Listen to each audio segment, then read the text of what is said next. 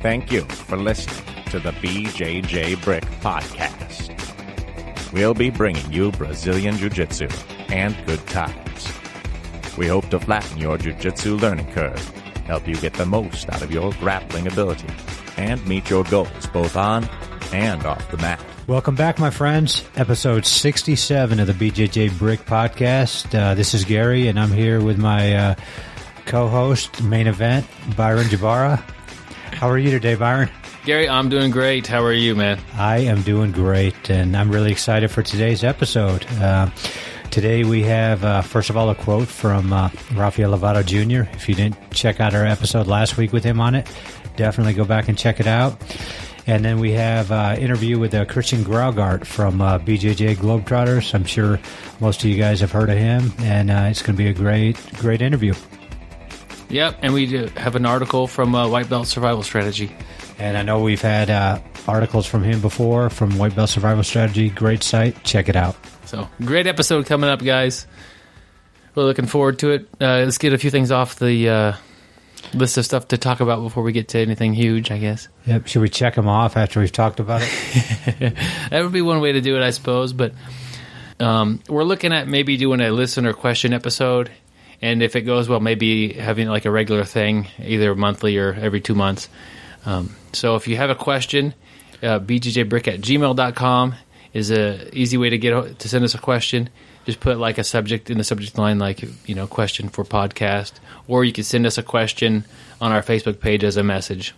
We tried it once before, the question for Gary, and that didn't work out too good. So we thought we'd and turn it into a regular episode piece, something a little more serious and hopefully help people's games out. The question for Gary was like an off-topic question meant to kind of just see what was going on. These are going to be real questions, and hopefully we can get 5 or so and put them on an episode and just talk about them and expand our knowledge. Yeah, and I think most people have similar questions, in the community. When you're starting out or when you've been out for a while, you're going to have similar questions. And that's one thing that Christian talks about in his interview, like, similar trends are happening all over the world. If everyone this year at Worlds does a new guard, all over the world, people are going to start to try to figure it out and do that. And I think there's the same with basic questions about starting jiu-jitsu and finding your game and competition, questions. So if you have the question, I'm sure a lot of other people do as well. Yeah, and don't be afraid to ask a question. It's going to help everybody out, and it's going to help us out too, talking about it and expanding, broadening our knowledge on it.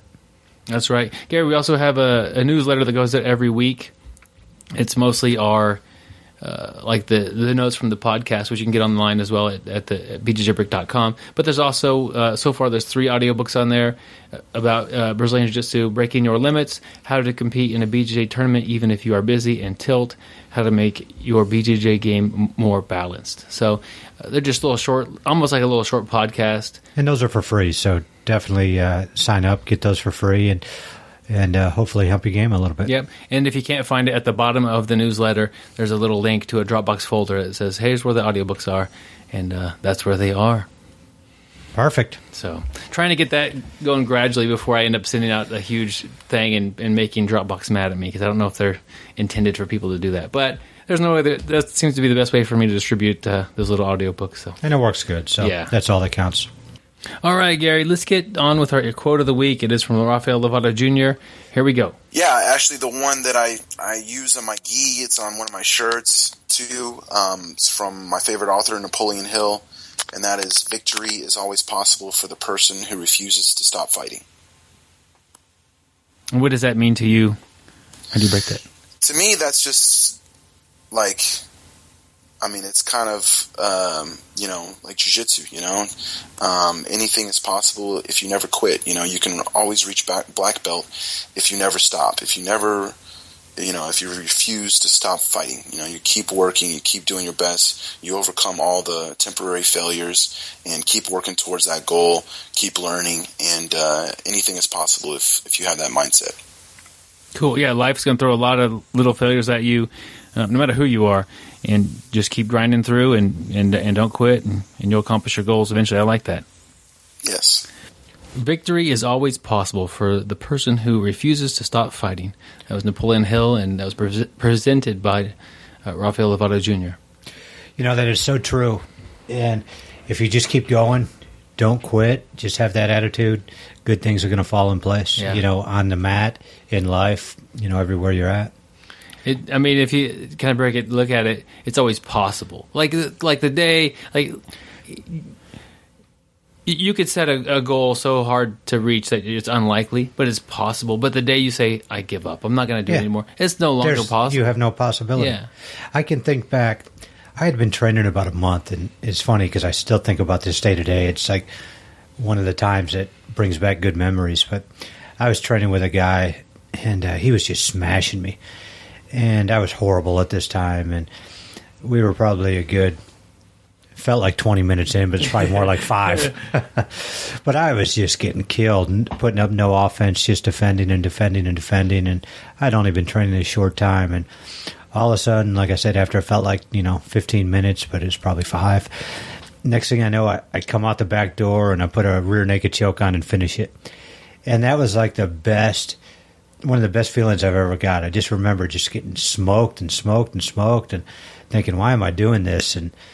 But I never quit, It just kept going and going. And then all of a sudden I got in a good position and the person made a mistake and I took advantage. And I just remember I was like, man, that's what's so cool about this sport. No matter how bad you're getting beat, you always have that chance if you do not stop fighting. Yeah. Yeah, I was thinking more like long-term, but you're true, like in short-term, as long as you don't quit. Yeah. This thing about points and things like, unless you submit the guy, he always has a chance to win. Yeah, you can be up 20 to sip. Just keep that arm out there. You were up 20 zip. I think that story you just shared is familiar to most people, that they feel like this doesn't work, and then it does work. Yeah.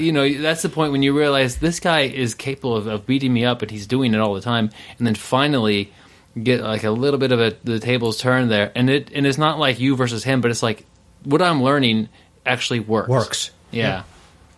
So I think everybody has, or most people probably have an experience like that, unless you came in and it was real easy for you. Most people can really relate to that, Napoleon Hill quote right there, and I think it's an awesome quote.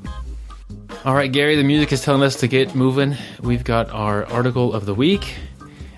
You could find this article at whitebeltsurvivalstrategy.blogspot.com or go to our show notes and we'll send you there via a link that we have crafted there. Man, I said that poorly. We will have a link on our page that'll take you to White Belt Survival Guide or the White Belt Survival Strategy for staying motivated for BJJ. Yep. And that is a big thing, especially here, January. Most people set a goal to start working out, January 1st. And a lot of people are getting back into Jiu-Jitsu. And it's tough to stay motivated, even if you've been doing it a long time. You have those peaks and valleys, and it's trying to stay motivated and staying at Jiu-Jitsu. Yeah. He mentions like the honeymoon is over. Like the idea of this is like a new thing and that it's all exciting. That idea, it passes at one point in time, and it becomes, maybe more routine, or it becomes, you get discouraged. Like when at the beginning, you're not supposed to be good, but after a while, you kind of get good, and then you have those days when you kind of get set back, like you said, like a valley. Yeah, and it's like, man, yesterday I was doing good, today I'm doing terrible, tomorrow I'll probably be even worse, and the next day I'll be doing good again. And there's people who will quit, in those valleys. They just get frustrated. They give up, and like Rafael Lovato said earlier on that quote, if you just keep going and you don't stop, you can become a black belt. Yeah. And it's like, even in those valleys, we're all going to have some rough times. How do you stay motivated to get out of that valley, to keep going, to keep having fun, to come to practice with a smile on your face? Yeah. He also mentions like having self-doubt about yourself and what you're doing on the mat. And he refers to, think about how good you are when you started versus you now, and how much you've grown. Of course, your growth the first few weeks, whether you feel it or not, is pretty good. And then it does kind of slow down because you learn so much. If you don't even know what a guard is, and you go in there and you learn about the guard and the side control and some basic stuff, you've learned a ton of stuff. But you're never going to learn that fast. Yeah. Anymore. But you still need to keep progressing and getting better, because you're still laying down the basics of what you're learning. And like you said, you're getting better every day. Sometimes you just don't see it, and then you get to that point, there's like information overload. You need to go back. You need to cement the little things you've learned, and you're just going to get that much better. Yeah. He likes to watch the Stuart Coopert films when he's feeling like he's undermotivated, and that always kind of Those are great Those films. are fun. Yeah. Another thing that I think bothers some people sometimes is the lack of getting promoted, or you feel like you're being not promoted when you should be. I think this is, I hate to say it's more common than I think realize. I think it's really pretty common. I just don't think a lot of times people talk about it to an upper belt like yourself. You really don't want to talk about it to the black belt. It doesn't sound that great. Yeah. It's... I also wouldn't want to talk to about a guy who's been, not worried about promoting at all either. That's scary. Yeah. He doesn't, goes and trains and has a good time. Understanding this one. That. Yeah. But I can see it happening, and I have heard it happening. For me, it's like no big deal, but some people, it is a big deal. And that's the thing. We're all different. Just because it doesn't bother me, it can bother other people. Yeah. And you have to realize that each one of us are different, especially if you're an instructor. Everybody's going to be motivated a little bit differently. Yeah. And there are, I guess, I'm trying to think of why somebody want to be promoted. There are different reasons why you have this feeling. Chicks dig the black belt. Most girls don't even care about jiu-jitsu. I promise you this. Winning a major title. Well, I guess I'm quitting then. Winning a major title in jiu-jitsu, it won't really help you get to know any ladies. I don't know about that. If you lack the skill in that, maybe you need to work on that a little bit. The jiu-jitsu ladies. It's like, I don't know. I think I don't know it's a big if you're deal. a jerk. You're a jerk. If you're not able to talk to and meet nice young ladies, it's not going to happen. You gotta learn different skills. Or old ladies, whatever category you happen to be in or prefer, I guess. So he threw the old lady one out for me. Okay, neither one of us are singles, so nobody get too carried away here. But thinking of you say chicks and we're joking around here, but really people do like to post their belt on Facebook, and that might be some form of motivation. We talk about motivation there, and you see there's a lot of people who post every day that they're training. Yeah. And I think that's one of the ways they motivate themselves. They want other people to know. And yeah. I mean, to be honest, I think some people want people to know how much of a badass you are. Yeah. When you're in a social gathering and they say, "Oh, I've heard you do jiu-jitsu," and they say, "How long have you been doing it? How good are you?" Whatever, and you have to say, "I'm a white belt." That might kind of hurt a little bit. Maybe I would say it with pride when I was a white belt, but I was a white belt amongst a bunch of white belts and a blue and a purple. I mean, it was just. Did we even have a purple in town? Yeah, one. Yeah, we had one purple. But it was just like the fact that you were doing it, and and really, if you're telling doing somebody, I look at anybody. How many white belts have you seen out there that are just incredible? People who just get out there on the mat and do it. You've got so much respect for me. I look at you in a whole nother light. The hardest part is to get out there and do it. If you're worried, it doesn't matter if you're a white belt. You've got my respect. Yeah. If you're worried about the way your friends view you as a white belt versus how they're going to think of you as a blue belt, they don't have any idea. Yeah. They have no clue what a blue belt is. You will love this story. My son is 7 years old. Yeah. And we just moved across the tracks, basically. We live in the same community. We just now, my kids go to different schools in that community. And my son, who's 7, I was asking him about the new kids he met in class. And one of the kids he met in class, his name is Tomas. I'm not sure what his last name is, and I wouldn't say it anyhow, but Tomas, Connor was telling me, is testing for his black belt this week. And he's 7. Good luck. What sport is this in? What martial art? I really don't know. I don't want to trash a belt or trash an art by saying I'm just guessing, but it's definitely not Brazilian Jiu-Jitsu. Yeah, you can't have that till you're 18. Yeah. But I just thought it was funny, a 7-year-old black belt. Yeah, it's mind blowing to think that and that's a common occurrence. Yeah. I was laughing for a good 10 minutes, and Connor couldn't understand why. But if part of your motivation is not having a belt for social purposes, like your friends may not realize it, how good you are, your friends know that there are 7-year-old black belts out there. Yeah. So as you come in and say, I'm a blue belt, that really still doesn't mean anything to them. The fact that you train hard and you're what happens on the mat is what's important. Not your friends either know they know that they're welcome to come train with you, and that's which they normally won't. Yeah. But the other thing that you have going, which I don't think it's much of a stigma as a black belt, because anybody who really doesn't understand jiu-jitsu that much thinks you're an MMA fighter. So no matter what, you almost get that instant respect. Even, if you say you're a white belt and they're like, oh man, you train jiu-jitsu? And it's that jiu-jitsu factor. They all think you're, Anderson Silva. They think you're a professional fighter. They don't realize that, we basically do wrestling with submissions. Yeah. They're thinking that we're punching, kicking, kneeing, and really that's farthest thing from what I do. Yeah. To get back on the article here a little bit, so I think we covered the belt thing pretty in depth. Yeah. But one of the main motivations for training is going to be your friends are there. That's what I think. If I'm kind of feeling like I'm a little tired, I'm like up for it. Maybe I worked out in the morning, or I'm just not feeling it. Well, I have this time off, and I'm not going to do anything. All my buddies are at the gym. Yeah. They're all there ready. Yeah, you're going to see your friends.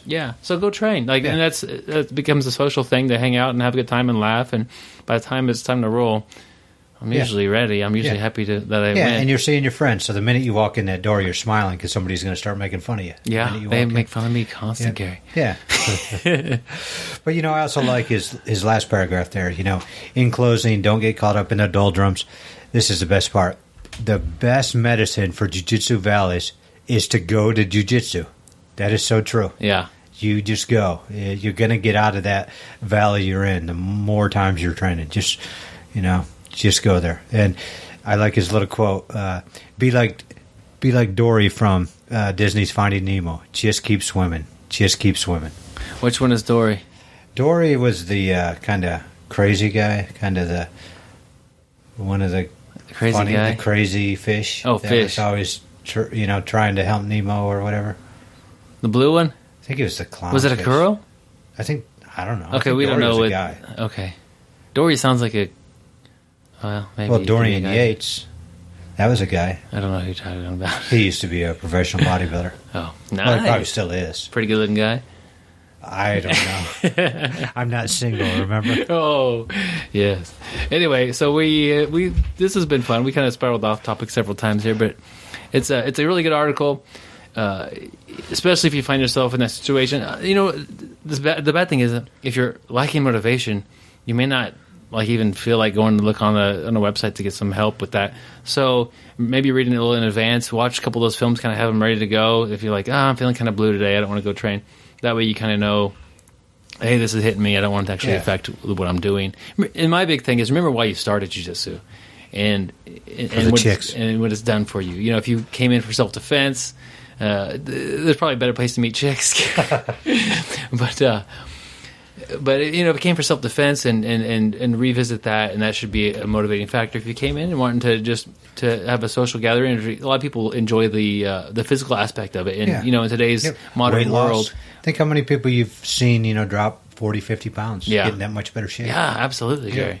Yeah. A lot of times today, though, you go to work, you go home, your family, you go to bed, it's like a cycle. And and you throw in that little bit of like a little bit of that combat, we're not hurting each other, but like that physical, pushing each other, that really kind of mixes things up a little bit. Yeah. Even just twice a week or once a week, it makes a difference. And I tell you, just that physicalness, that confidence I got from jiu-jitsu made me a better person outside the mat. It really did. It really helped my work. I look at it any time that I have something to do at work. Yeah. This is nothing compared to getting on the mat with Byron or some of these other skilled monsters. I look at it, and it gives me that inner confidence that I can do this. I've been put in so many uncomfortable positions in jiu-jitsu. Nothing makes me uncomfortable.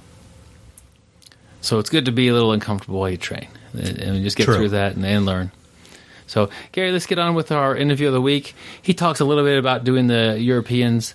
That just happened just recently here. So the interview took place a week ago, like at 6 a.m. So I was a little bit. I was happy to get him on the line, but it was bright and early. But it was actually before the European Championship. So he talks about that a little bit, but that's now in the past. So he is the most interesting grappler in the world.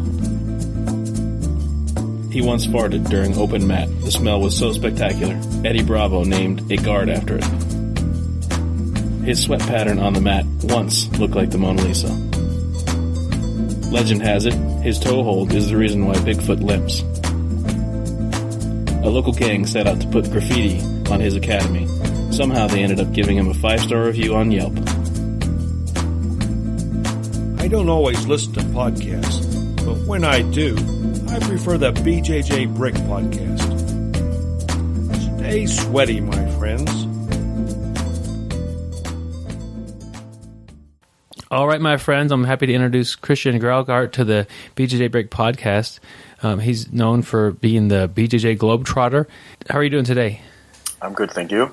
Good. It's a little bit cold and snowy here in Copenhagen, but I am trying to get my day started and get to the gym. That sounds, if you get past the snow and stuff, it sounds like you'll have a good day. Yeah, nice and easy. Could you tell us a little bit about yourself? Sure. What do you want to know? Well, you are a black belt. That is true. And in a couple of years ago, you went on a long trip, basically like around the world, training at various gyms. Yeah. Well, I'm from Copenhagen, Denmark, first of all, and okay. I am currently 32 years old. Feel like 31, but all right. A few years back, I got the idea of doing like a super intense round the world trip, and I visited a lot of places, like stayed every place for 2 or 3 days, and that was an interesting experience, and is a lot of things have just been spinning off of that since I got home, and so that's where we are now, and black belts, the magical black belt. That is true. You weren't a black belt when you were traveling, were you?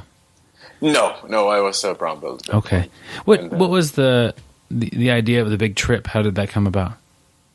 I just one day thought, hey, I'm gonna travel around the world, and then the next thought was, that's the best idea ever, and then I started planning it.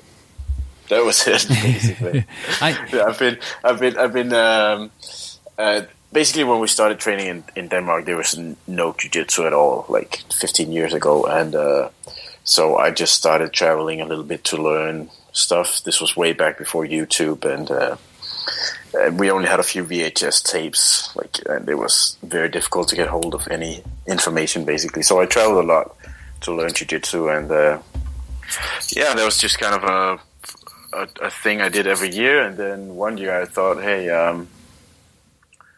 I don't know where to go. I had like 5 or 6 destinations I would like to visit, and I looked at a world map, and I realized I should just do them all basically and do like a round the world thing, and that quickly evolved into from like 5 destinations to I don't even remember. I think I went to like 56 gyms in almost as many countries. So it turned out to be pretty extreme. And interesting.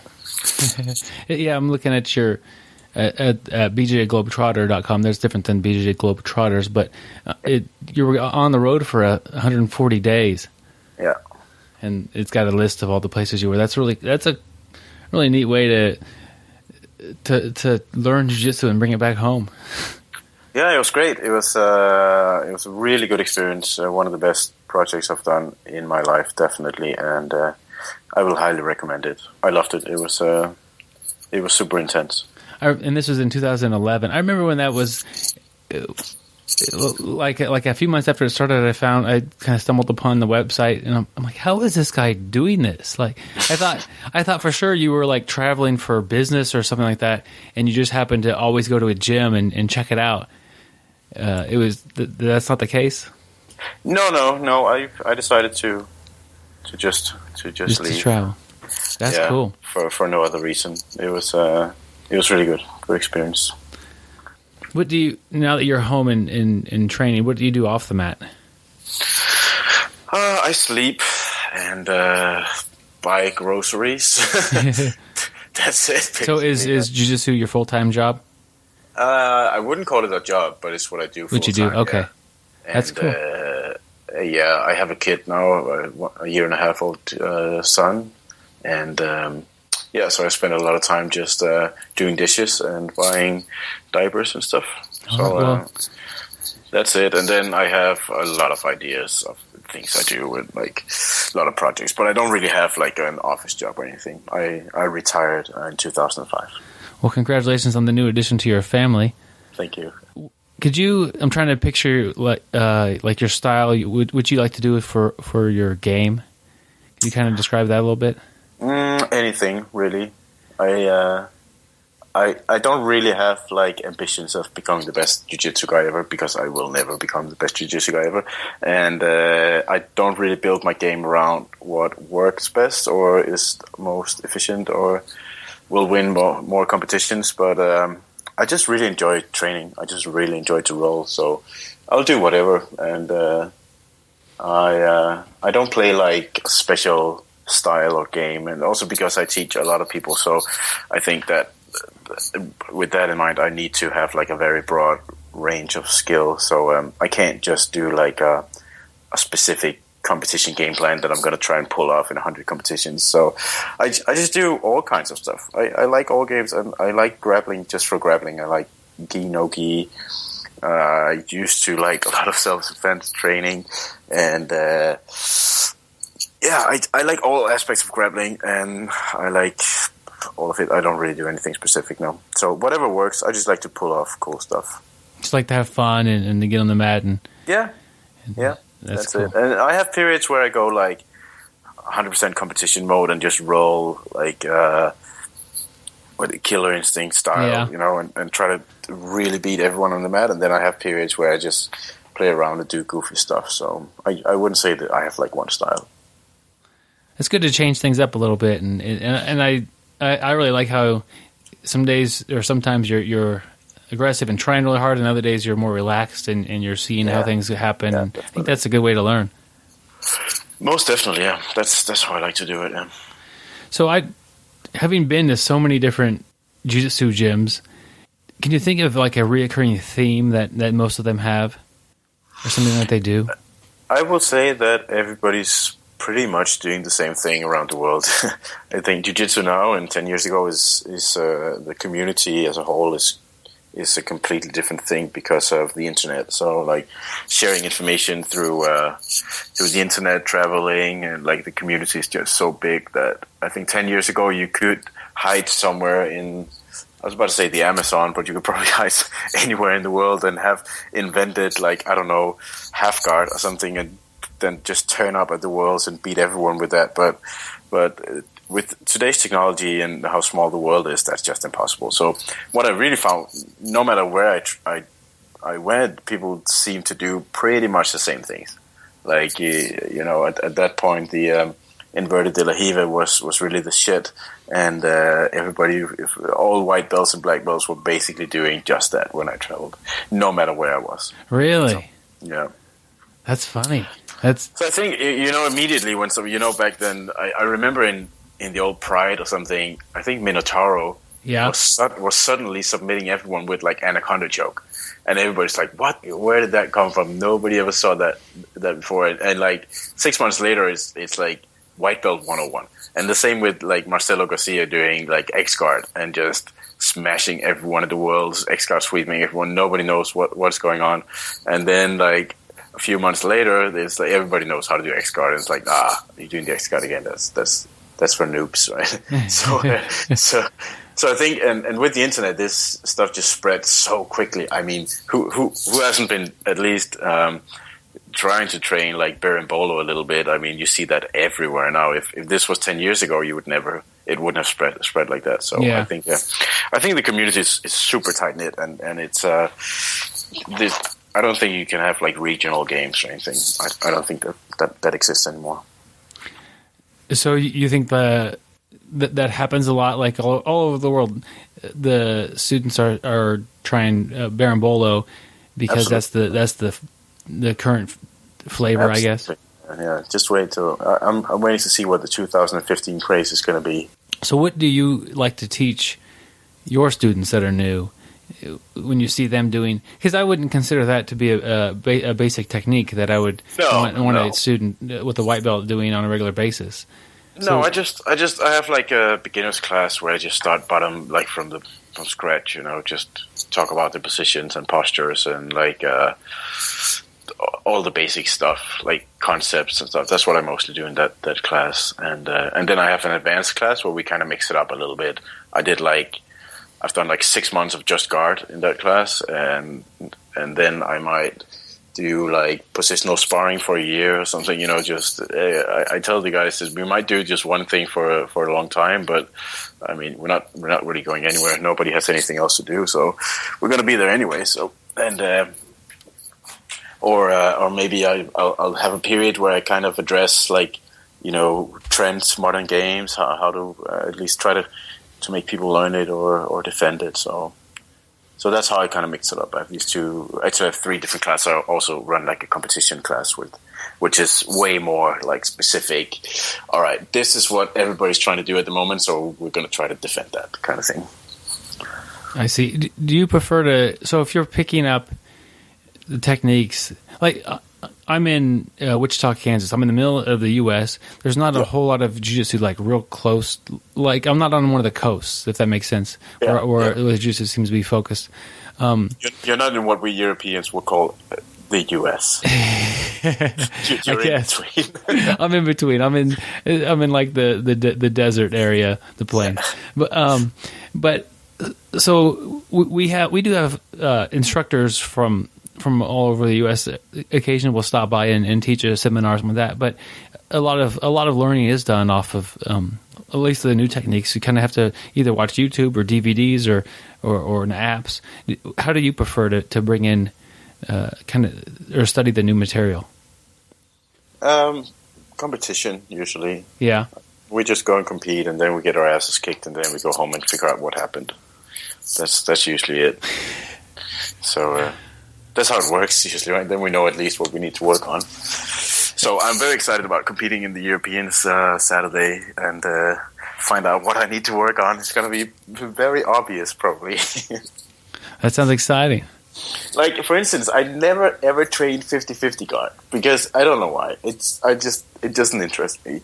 But I know one day someone is going to absolutely kick my ass, like wreck me with the 50-50 in competition, and then I'm going to have to do it. So I'm just waiting for that to happen. Might be Saturday, I don't know. We'll see. Yeah, it's so if you're out there, whoever is in my bracket, if you hear this, try 50-50, and it will be my project for the next 6 months.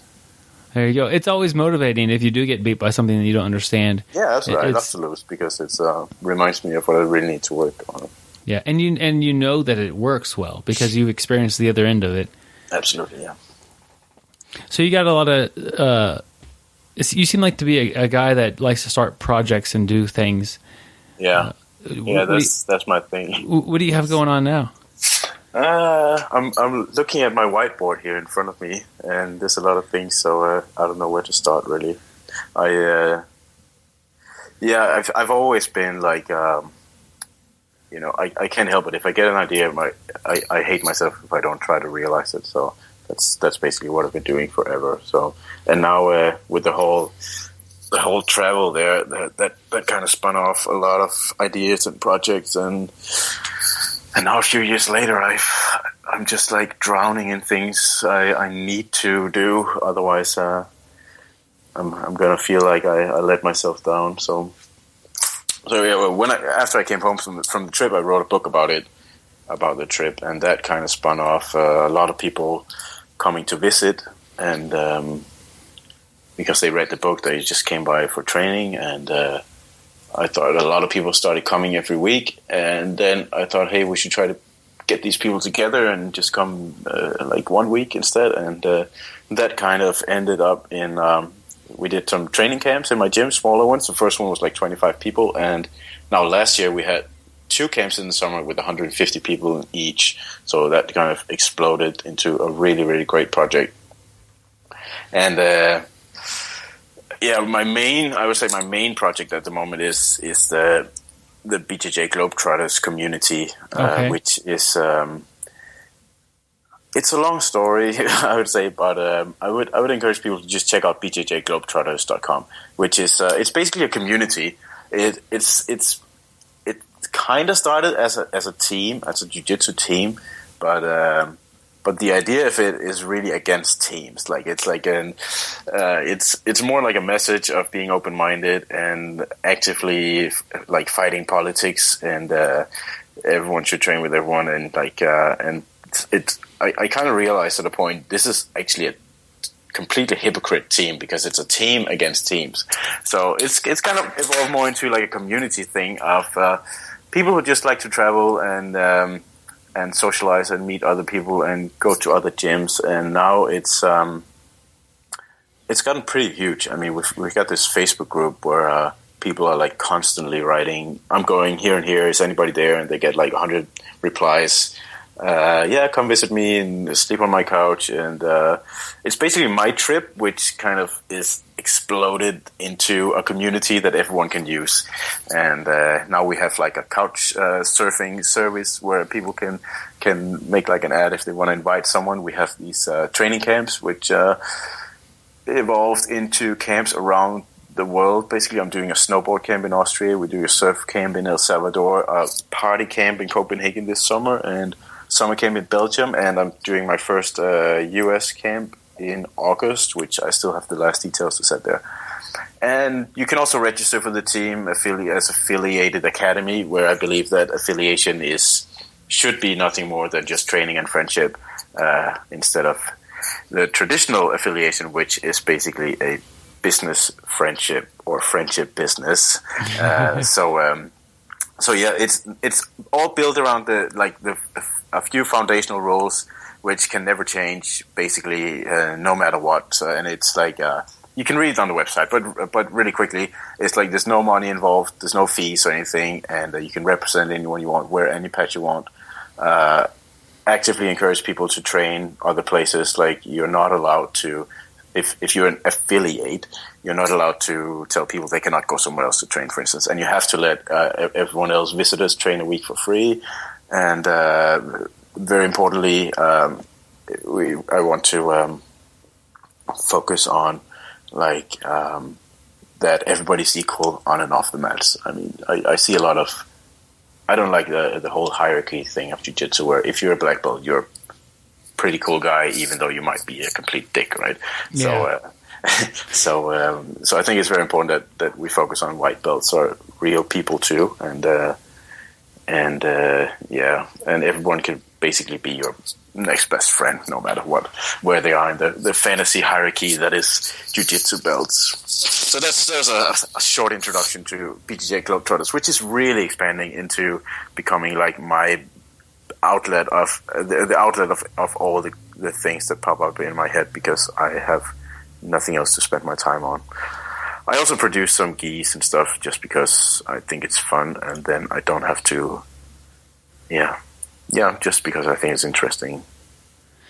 Was that this kind of a team that's not supporting teams, like the team rivalry idea of things? Is that kind of that come about from your travels, and you've seen one team and then you go to the other team and they don't like the guys across town, or they don't like the other big team? Absolutely, yeah, absolutely. That's where this became really clear to me. I always disliked the politics and stuff, and especially back when I did like more like self-defense training, because we never really got to test what we did. I was not going to fight anyone, and then there's just a lot of talking. The way you validate your training is by talking shit about the others, basically. In jiu-jitsu, it's better because you can always compete, and then there's really no doubt who's doing the right training and stuff. But still, I really dislike the politics. But then when I started traveling, I thought, I'll visit anyone. I don't care what they say about each other. And they might talk so much shit about each other, and then I visit every single gym in the city, and they all hate each other, but they're all like super cool people and become like super good friends. So I think, like, what if you guys actually met? Like, you might actually like each other, right? So I thought, this is my little addition to the jiu-jitsu community, is to try to provoke that thought a little bit, that your best friend might accidentally have ended up in another gym, you just haven't met him yet. Yeah, right. So that's the idea of this community, is really to try and bring people together across affiliates and whatever all that fantasy bullshit is. Yeah, jiu-jitsu gyms, I mean, you know it more than anybody, are the people. Obviously, people are there's different individuals, but like the person that likes jiu-jitsu is going to be similar and get along with the other random person who likes jiu-jitsu, no matter what gym they're at. Like how many people in if you have a gym of 40 people, there's a couple of people you probably don't like, a lot of people that are good and that you enjoy, and then a couple of really good friends. That's going to be the same at any gym. Exactly. You know, at the end of the day, we're all just grown-ups who likes to grapple. There's nothing more to it, right? And I mean, it can easily end up, you know, being something else where you're like, oh, we're a tribe, you know, we fight the other guys, and if they do anything wrong, we're gonna hate them forever, kind of thing, right? So, yeah, so I dislike that. I think everybody should be equal, and you know, you can find friends everywhere, and a key component to life is to be open to all social connections and treat everyone you meet as a potential next best friend. So yeah. So that's like my thing with this, and everything I do with the Globetrotters is really like trying to aim towards that. The training camps we do are just amazing social vehicles for people meeting and connecting, and I just see after every single camp there's so many friendships, and people start traveling and they meet up at competitions and they visit each other and stuff. It's really fantastic to be able to help in that direction a little bit, and we send out a newsletter every month that we put a lot of effort into. I want to make a newsletter that is not. I always put every single newsletter I get in the spam folder. I hate newsletters, so I want to do a real good one. And I have a few guys writing it, and including myself. And I think we just fill it up with interesting stories of people from around the world who've been traveling or like lived different places, or you know, have an alternative view on jiu-jitsu, or maybe, you know, train on a desert island, or what do I know, Greenland or something like so that's the whole idea of the community, is just like to basically loosen everything up a little bit, you know, like just give people an alternative.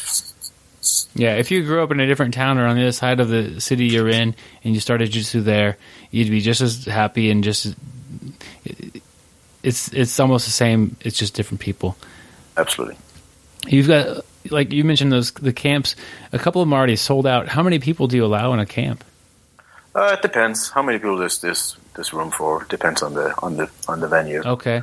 We're doing this in El Salvador, which is like a surf camp, but that's like a small house, like a real luxury trip with a super good chef cooking every day, and you have like everything is taken care of, but that's only for 15 people. And then we do like a surf camp a snowboard camp in Austria, where there's room for 60 people, so it's a little bit bigger. And then when I've done camps in my own gym in Copenhagen, we had 150. So there's a little bit more room there. So it's everything from like big crazy camps where everyone is invited to like small luxury trips. So you do jiu-jitsu, you surf, you snowboard. Yeah, all the fun things. All the fun things. Just fun stuff. It seems like when my friends go snowboarding or skiing or anything like that, they get hurt more likely than they do on the mat. Absolutely. You find that to be the case as well, that some of these other sports are a little more injury prone than jiu-jitsu? Yeah, definitely. So I'm excited to see 60 people enter the winter camp. We'll see how many walks out. I have no idea. No injuries on the mat, but a few people down the mountain there. Yeah, definitely. One of the things I really want to ask you is how does your gym welcome a visitor? Do they do anything in particular? Well, we like a traveler coming by, or somebody's just I'm in town. I talked to you over the phone, and I want to come train with you guys. What is my experience going to be like? First of all, you have to wear a white gi with no patches. Absolutely. And or you have to buy the official Academy gi. I'll buy that. At least buy the rash guard, right? And there's a mat fee of $20. No. Usually people write me first and say, "Hey, I'm traveling. Can I come by?" And I say yes, and then they walk through the door and we start training. Do you are your students very receptive to these people? Do they, if the guy's a blue belt and you have a blue belt, is it like a little? Does typically your blue belt we're gonna try to absolutely smash them. No. I mean, yeah, we have visitors all the time. And just like, I always have them introduce themselves after class, usually just to say who they are, where they come from, and we just try to just like anyone else training there. I mean, yeah. Well, I imagine you've seen a large variety of ways that gyms. I mean, you made the joke about having to have the white gi with no patches and a mat fee. Yeah. You've probably seen that, and you've experienced maybe some less friendly environments, and then I'm sure you've experienced some really nice environments where you felt like it was you were at home and they really wanted you there, and it was a lot of fun. Yeah. I'm just trying to figure out how a gym could maybe have a really nice policy towards the people that come in and visit. Well, I think I think it's difficult to make like a policy. Yeah, you or have just to be nice. Yeah, you can't really say that if people are jerks. So I think it's about like the general vibe you create in your gym, and that always comes from the top usually. So if you're a nice guy, welcoming, friendly, you will attract nice, welcoming, friendly people, and again, they will make visitors feel welcome. So that's how it is, you know. So what I'm trying to say is that I'm a pretty nice guy. Yeah, then that helps during your travels, I'm sure, because I imagine you couldn't speak the language of everywhere you went. Is that correct? No, that is correct. I don't speak 25 languages. So, how does Jiu-Jitsu get through that barrier that the verbal language may not get? Most people speak English. Okay. That helps. That does help. Or they at least have a couple people that do speak English in the gym, usually? Not normally, but, you know, if we have visitors, everybody there will. So, yeah, and everybody speaks English in my gym at least, but I teach in Danish usually, unless we have like 15 visitors. So. Okay. How about when you were traveling and not many people spoke English at the gym? Was there many difficulties in communicating, or did you just roll and? No, you just roll. You don't have to say anything, really, right? I mean, there's always someone to translate, so yeah, that's no problem at all. Smile and roll and keep it light. That's it. I mean, there's not much to talk about. You just try to kick the guy's ass.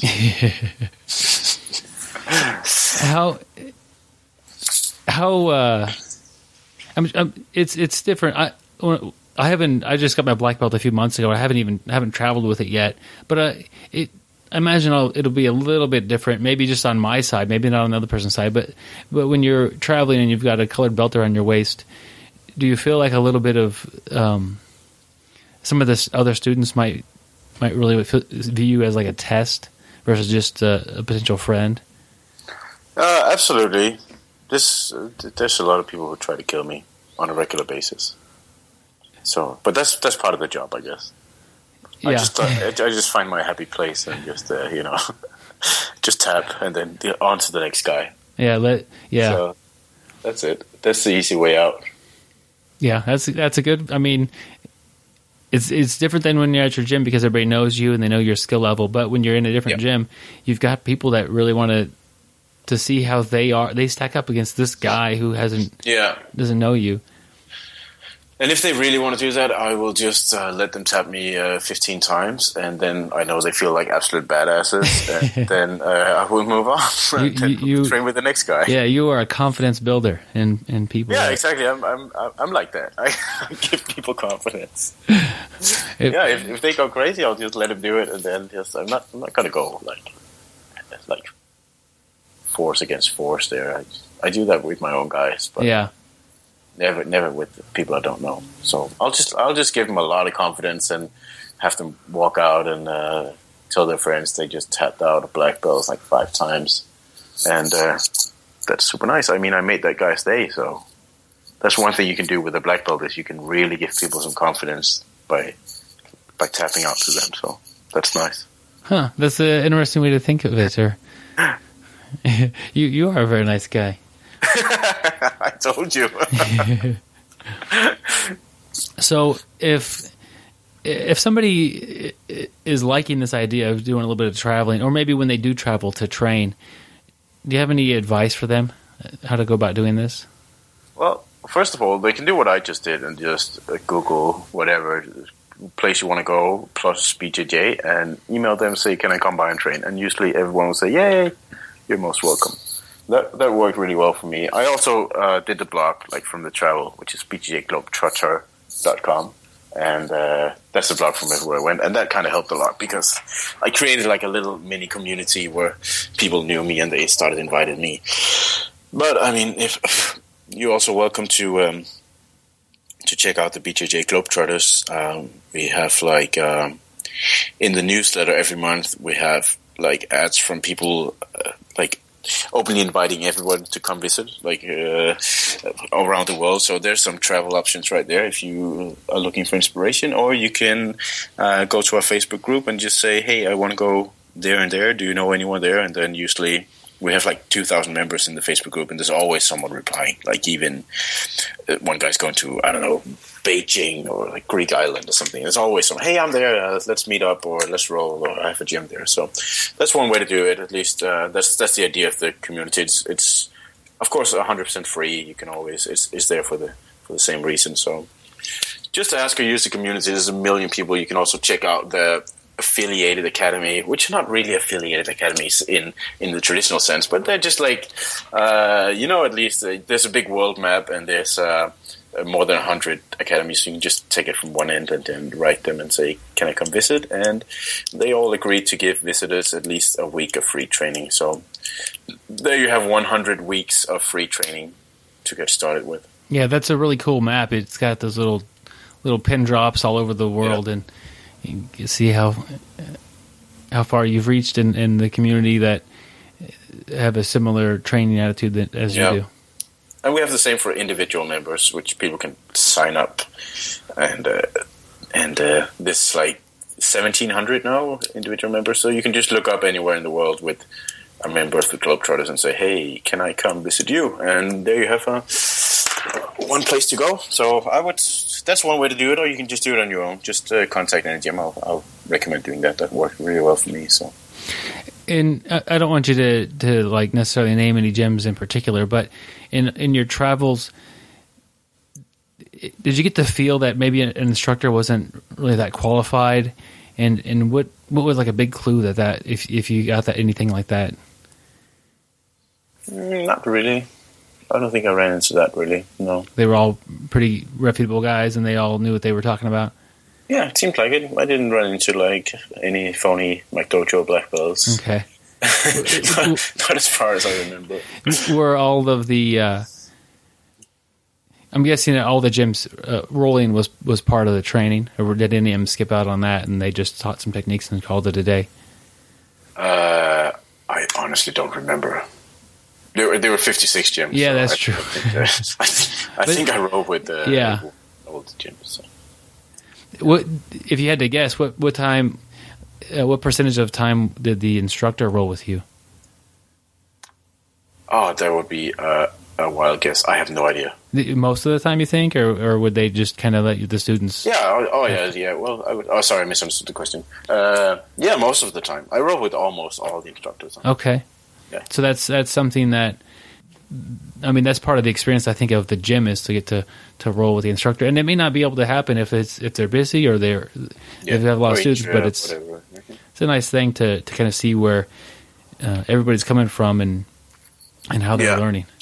At least myself, I try to roll with every single person who walks through the door. I mean, if they ask for it, not like if they ask for the bathroom or something, I don't roll with them. But just if they come for training, at least I try to roll with him. So, but sometimes you might be injured or like for now I trained really hard for the Europeans and it's like 1 week left and I don't want to roll with any crazy strong athletic 20-year-old purple belt who want to try to see if he can kill me, right? So or complete beginners who I don't know their pattern of movement. So I'll say no to a few guys in this period, but I mean, other than that, I roll with everyone.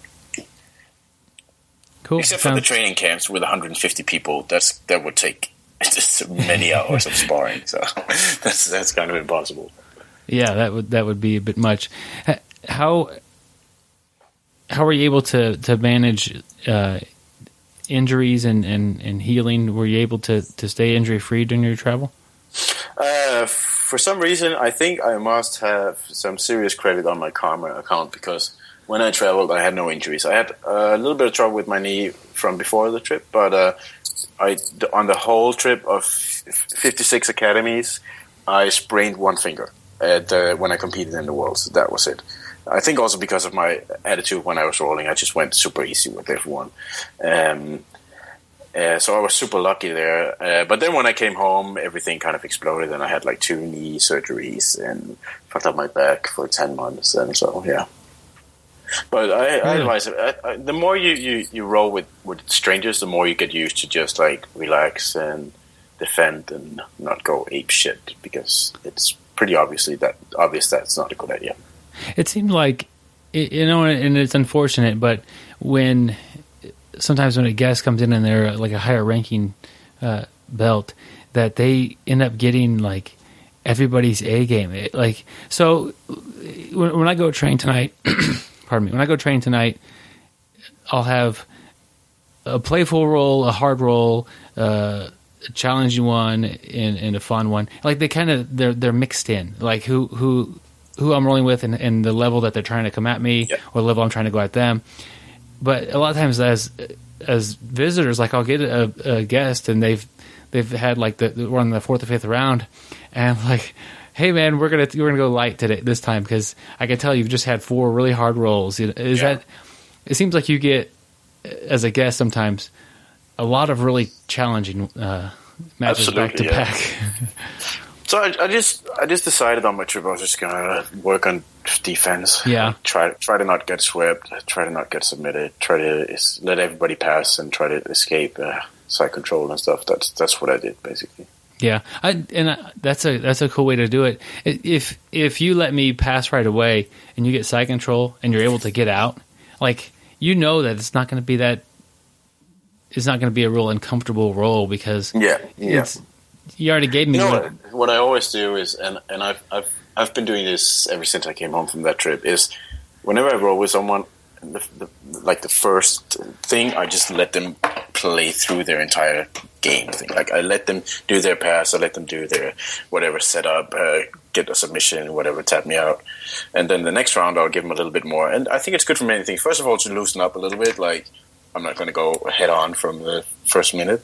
And also, it's good for me to see people's games and try to figure it out. If I just go my full-on A game from the first second, they might never get a chance to play their like best moves, and then I'll never figure out what they do. So I always let people play their game a few times, and then both for me and for them, and for the sake of the peace in the universe. Yeah, and that's good as an instructor as well, because you could see, if you've got a white belt or a blue belt, you may never see how good their triangle is, because they're not going to get a triangle even started. Absolutely. But if they've got a serious problem with finishing their triangle, and you're in the triangle, you could tell that now, opposed to just smashing past it and not letting them start it. That's pretty neat. So when did you start competing? Was that pretty early on in your jiu-jitsu time, or was it after? Yeah, because there was no competition, so we just had to make one. And then first one was just us, like the guys training, and then we had another gym coming in, and then just in competition. But there was not much back then, so I competed a lot. There's like white belt, blue belt.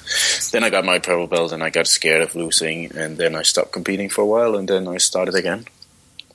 Cool, and it's just no big deal. You just go out there, and like you mentioned earlier, you're gonna go see what works, what doesn't, and see what you need to work on. Yeah. Well, I picked my techniques already, and I know I can pull them off. And so now it's just a matter of finding out whether that guy I'm randomly going to compete against, that he has the reactions to defend it, or he's going to do his moves first. So it's really simple, but it's still like incredibly complex. So we'll find out on Saturday. That sounds fun. If you think of yourself before your trip and then after, how much did you actually learn and change what you do? Or was a lot of that mental? And I think that trip kind of, it didn't change anything, because I knew this was how I wanted to kind of see and experience the world, but it really like supercharged everything for me. It just made me see, like, what can you say? See the entire world from above, like see everything as a whole, and really think about this, building a community, and focusing on creating more social connections and more good experience for myself and everyone. So I think I've always done that, but I've just like been going nuts with it after I came home, and it's never ending, and it's always seemed to just get bigger and bigger. So that's really nice. I just have a great feeling, after that trip, and I keep that feeling inside of me still. So I guess that's what changed since before that. I like, as we're having this interview, I get the feeling that Jiu-Jitsu is not chokes and arm bars to you. It's the people that you're doing it with and experiencing and growing with, and yeah, you do chokes, you get to roll and you have fun, but it's about people. Absolutely, it's a vehicle for life for me, at least. So I like to roll. It could have been anything else that I would try to use as a vehicle for traveling, meeting people, experiencing things, but now it ended up being jiu-jitsu, and I really enjoy the sport, and it's really great for. I have an unlimited resource of friends and experiences just waiting for me to go pick it up. So that's what jiu-jitsu is for me, and that's really what I'm trying to share with the whole Globetrotters project. So yeah, I think if you're just thinking about jiu-jitsu and trying to get a better armbar and trying to win a tournament, you're missing out on a large part of what it has to offer. Well, yeah, I think it's a short-term strategy for life, basically. Christian, how would somebody get a hold of you or contact you? Just find me on Facebook, or email me, or go to BJJ Globetrotters.com. I always answer my emails, or at least my virtual assistant in the Philippines will answer it in my name. No, I reply to all emails, so everybody is welcome to email me, or if they want to, I don't know, ask me something or come by for training or something. So cool. Most welcome. Yeah, I mean, I don't know you. I sent you an email, and you emailed me back within a few hours, and here we are. So yeah, I appreciate that. Nothing else to do. I'm just waiting for potential new friends to email me. So you want to go grab a cup of coffee or something? I will, but see, it's morning for me right now, and you're in the middle afternoon over there. So, yeah. All right. Well, it's been fun talking with you and getting to know you, and wish you safe travels on all your BJJ camps you have coming up. And head out in the snow to the post office and send out a few geese. That's my plan for today. Oh, and buy diapers, my list says. So I better do that. You better keep them stocked up, my friend. Yeah, that's it. Christian, it's been a pleasure talking with you. Thank you. It's my pleasure. Have a nice day. You too. And sorry for getting you up this early. No, I was up already. You noticed I checked... I sent you that email. I rolled over. I was like, "Oh, I get excited when I have something to do in the morning." I guess I'm a morning guy, and maybe he emailed me, and sure enough, he did. So I emailed you back. Went back to sleep. Oh, that's all right. Cool, man. All right. Have a nice day. Yeah, you too. Bye. Nice to meet you. Bye. Well, that was Christian Graugart, and you can check him out at BJJ Globetrotter or BJJ Globetrotters.com. And I'll put links to all that stuff on the show notes. Check him out on Facebook, guys. He's always got a lot of cool stuff going on, and hopefully you'll be close enough, or you can just travel like he does. And check out one of his camps he has coming up. But it's interesting. That's so crazy. When I saw him doing all this traveling stuff, and like, oh my goodness, look at this guy. I figured he had some job that sent him all over the world, and he happened to just go to do jiu-jitsu things. Not the case. He was just traveling. Couldn't believe it when he that sounds crazy. That's like everybody's dream right now. Just travel around, meet people. But that also shows how the jiu-jitsu community works. Yeah. Everybody's so welcoming, and they'll let you in their home where you don't have to spend the money for a hotel if you're going to stay a while, as long as you're a good person. Yeah. But that's the cool thing about this sport. Yeah, and I think one of the biggest things I got from the interview was that the gyms are so similar from gym to gym, and the people that do jiu-jitsu are similar. That, you know, you may not have like real warm feelings towards the gym across town, or maybe the other gym in the state that's the competitor or the big rival gym. But really, if you happen to walk into that gym, you know, however many years ago when you started jiu-jitsu, you're probably just as happy there. I mean, your friends are there too. You just don't know them. Yeah. So that's kind of a recurring thing that I think that he got across to me eventually. You know, that's I kind of figured out what his big message is, that the people you don't know are your friends. You just haven't met them yet. You know, so take anything from this. When somebody, whether a traveler or a new student, comes into the door, try to take it upon yourself to really welcome them to the gym. You know, get to know them a little bit, see why they're there. You know, obviously, you know, if you have 30 students, not every 31 of them could do this. It's overwhelming. But if you think that if nobody's doing it, step up. Even if you're white belts, you know, hey, what's your name? My name is this, and you know, glad you're here. What brought you in? Yeah. Even as a white belt, if you're friendly, that's what the person's looking for their first day. Yeah, walking in that first day to a place, you know, let's say you just came from out of town, you're visiting relatives, just that person who just made you feel comfortable, and you're going to get to that point that every time you're back into town to visit, you felt so comfortable. Yeah. Hey, I'm going to go see John again up at you know, at the gym. I can't wait to go train. Yeah, and if anybody's traveling from outside of town, you know, ask them if they have any questions about the city you live in or what's going on, and just be there for your friend. You're a group of guys there at the gym, guys, girls that, you know, go out to, you know, get some wings or drink a beer sometimes or watch a game. Invite the person along. Yeah. A lot of times, if you're in town for business, you don't have anything to do after hours. Here's you're your hurting chance for to do something. Some activity. Yep. So just kind of, it'd be good for jiu-jitsu as a whole, is people just were, that they were a little more outgoing to the new students. Yes. We have some gi patches to give away, Gary. Yes, we do.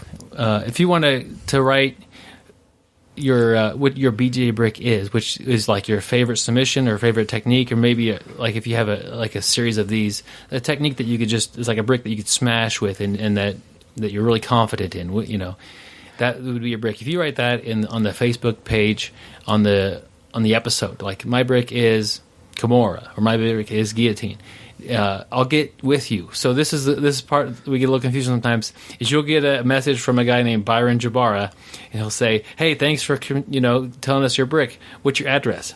And I think that scares some people, because some respond, "Hey, yeah, thanks. You know, happy to listen." But if they don't really realize that, why is this guy asking me for my address? No.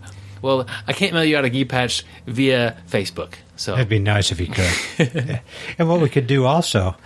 So we're talking about having that episode with questions. Yeah. So maybe how about the first, 5 questions get sent into us, 5 serious questions that get sent into us. We'll send you out a patch. Okay, that'd work. Yeah, and that'll also get us an episode. We'll make it easy. If you want a patch and you want to send a question in, go ahead and include your address on the bottom of the. Don't post it to like the big Facebook page, because you'll have your address in front of everybody. Maybe you can, maybe you don't. But if you send us an email or you send us a private message on Facebook, put your address there. We'll take care of it. We will put you on. We'll put your question on the air, and then we'll also send you out a patch. Yep, that's a good idea, Gary. Kind of get our new potential show idea. I do going. Come up with good ideas every now and then. Gary, that's awesome. I've been thinking about this for weeks. Just a reminder here, if you want a little bit more BJJ Brick stuff, we've got those audiobooks. If you sign up for our email list, you could do that via the Facebook page. There's a little form to fill out, or on the website, you just enter in your name and email address, and they get sent out every Tuesday, usually I think in the morning. Connect with us on Facebook, Twitter, email, whatever. We're pretty easy to get a hold of, guys, I think. If you're ever in Wichita, please message us. We'd love to train with you. Yeah, we're happy to provide you a little bit of mat space and welcoming you in like the BJJ traveler that you're being at the time. So the Globetrotter. Yeah. Next week we have Rolly Delgado, an interview set up with him. So we're looking forward to that, aren't we, Gary? Oh, definitely looking forward to that. So if you're a fan of Rolly Delgado, or you're interested in learning a little bit about leg locks or about what he's got going on, check us out. It should be next Monday. So here we go. It's been fun, guys. Keep training hard. Thanks for listening. We appreciate it. Stay sweaty, my friends. Thank you for listening. I hope you find the time today to roll. After all, the best way to get better at Brazilian Jiu-Jitsu is to do Brazilian Jiu-Jitsu.